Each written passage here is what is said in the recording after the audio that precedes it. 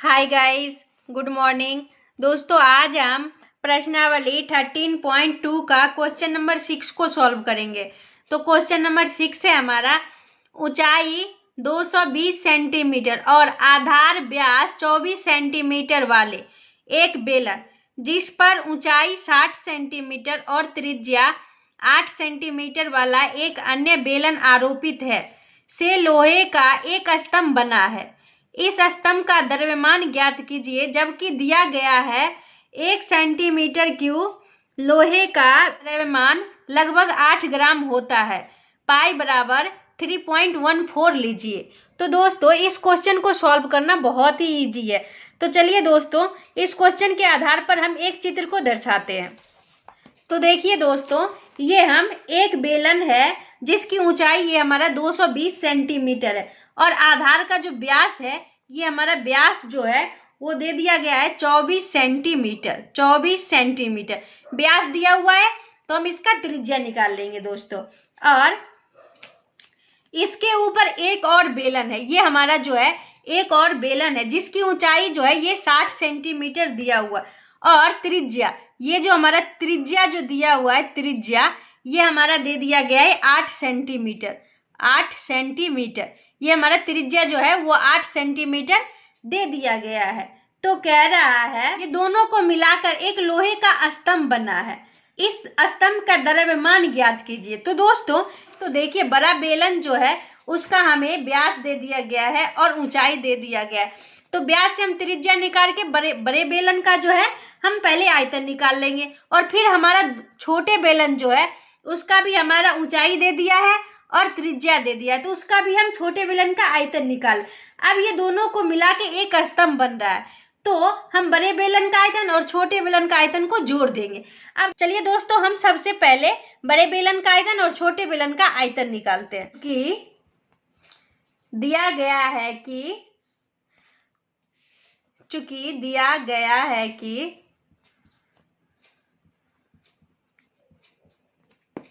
बड़े बेलन में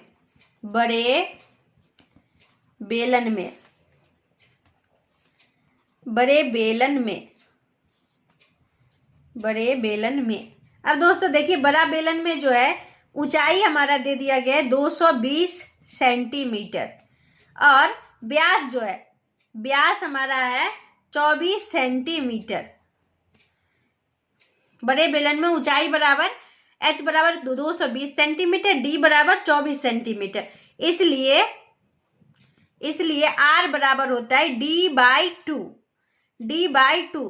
तो d हमारा है 24/2, तो इसको हम कट कर लेंगे तो ये हमारा आ गया 12 सेंटीमीटर। तो दोस्तों देखिए, बड़े बेलन का हम त्रिज्या निकाल लिए। तो दोस्तों यहाँ पे हम बड़े बेलन का आयतन निकाल लेते हैं। तो यहाँ पे हम लिखते हैं, तो बड़े बेलन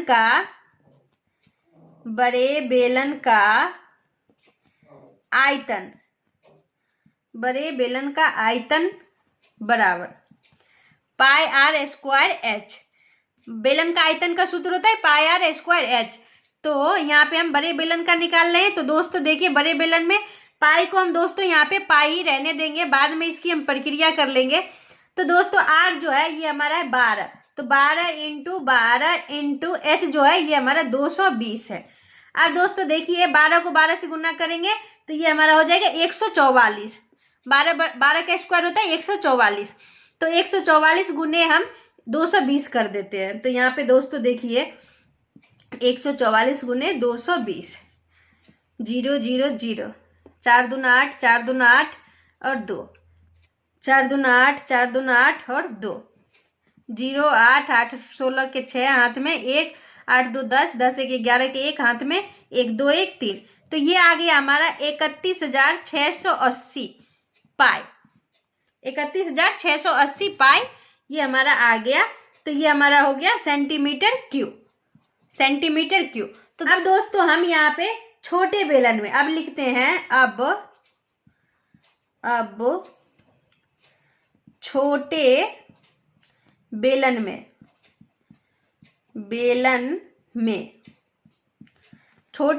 में r बराबर जो है वो हमारा दे दिया गया है 8 सेंटीमीटर। तो r बराबर जो है वो हम लिख लिए 8 सेंटीमीटर। h बराबर 60 सेंटीमीटर, ये हमारा बुक में दिया हुआ है दोस्तों। इसलिए छोटे बेलन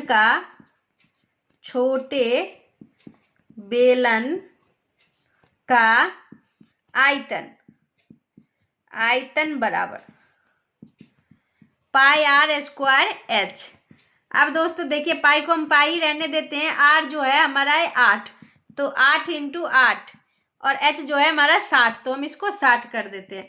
अब दोस्तों देखिए, 8 8 64 हो जाता है, 64 को हम 60 से गुना कर देते हैं, 64 को हम 60 से गुना कर देते हैं, तो ये हमारा हो गया, 0 से गुना करेंगे, 0 0, 6 6 24 के 4 हाथ में, 2 6 6 36 और 2 38, ये हमारा आ गया 0 4 8 3। अब दोस्तों देखिए, ये हमारा आ गया 3840 पाई सेंटीमीटर क्यूब। तो दोस्तों देखिए, यहाँ पे हमारा छोटे बेलन का आयतन भी निकल गया है। अब दोस्तों देखिए, हम स्तंभ का कुल द्रव्यमान निकालते हैं, स्तंभ जो बना हुआ है उसका हम द्रव्यमान निकालते हैं। तो अब लिखते हैं, अब स्तंभ का कुल द्रव्यमान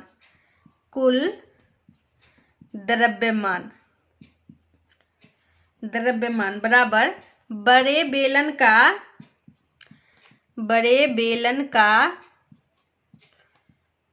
का आयतन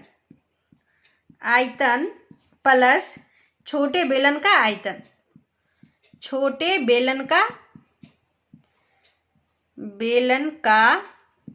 आयतन, अब दोस्तों देखिए, बड़े बेलन का आयतन जो है वो हमारा 31,680, बड़े बेलन का जो आयतन है वो हमारा आ गया 31,680 पाई, प्लस अब छोटे बेलन का जो आयतन है वो हमारा आ गया 3840 पाई।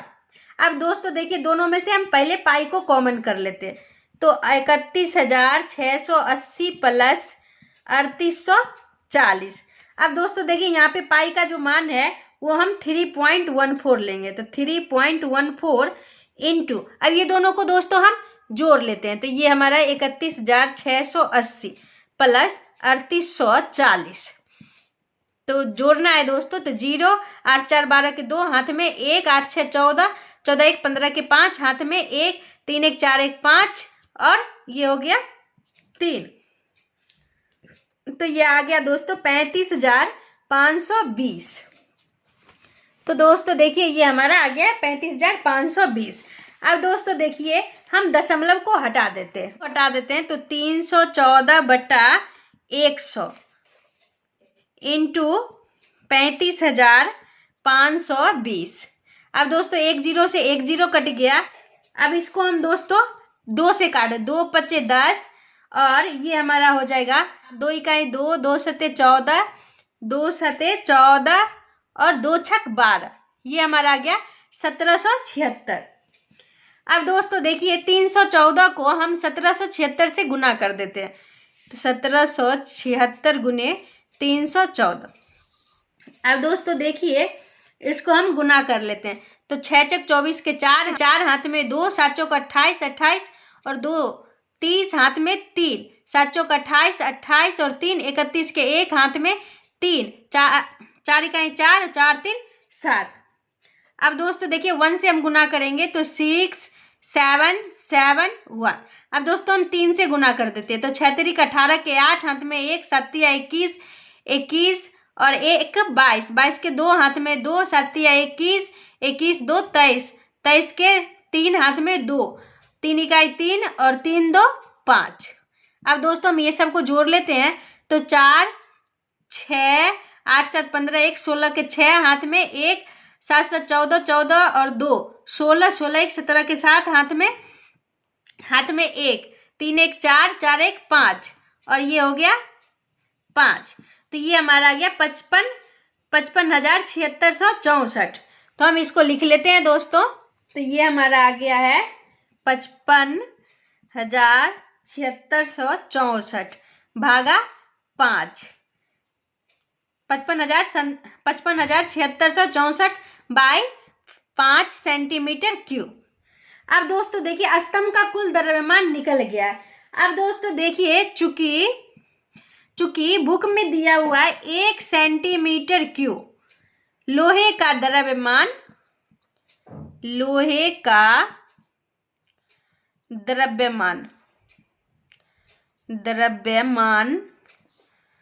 8 ग्राम होता है, 8 ग्राम होता है। इसलिए दोस्तों हमें यहाँ पे निकालना है 55,7664 बाय 5 सेंटीमीटर क्यूब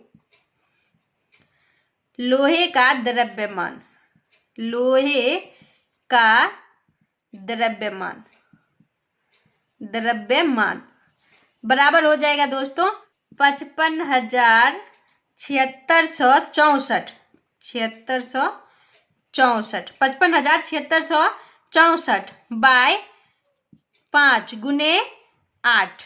अब दोस्तों देखिए, इसको हम 8 से गुना कर लेते हैं। तो हम 55,7664 को हम 8 से गुना करते हैं। तो 8 चौक 32 के 2 हाथ में 3, 6 3, 8 छक 48, 3 51 के 1 हाथ में 5, 8 छक 48, 48 और 5 53 के 3 हाथ में 5, 8 7 56, 56 और 5 61 के 1 हाथ में 6